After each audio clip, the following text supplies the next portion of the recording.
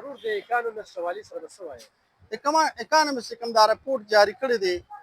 نو دوی خو ډېر لیټ شو. دا خو پخوانه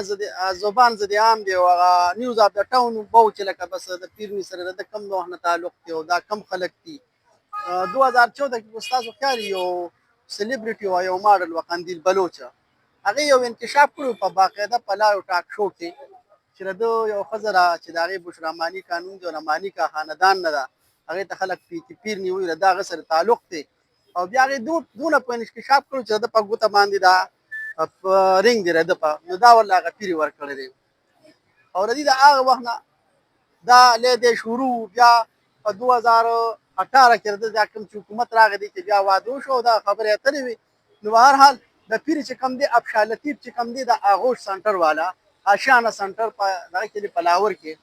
هغه چې کوم انکشافات کړي دي هغه د جبر د ظلم یو انتها ده هغه د خلک وګوري ما سره دغه ټول ریکارډ شته خو چاته پکاري ما خو خلک پیژني ما نه دی غواړي زه بیا ورکم چې ابشار لطیف وایي چې دی به زمونږ په زبردستۍ کې نه کې بوتلې بنیګاله ته او هغې بیا د خپلو موکلاتو لپاره یا د جادو منتر دپاره هغې جنکۍ مړې کولې د چا نه بیا زړه ویسته د چا نه کلیجي د چا نه ګردې نو دا خو د هغې یو ریکارډ دی چې بشراماني کا چې په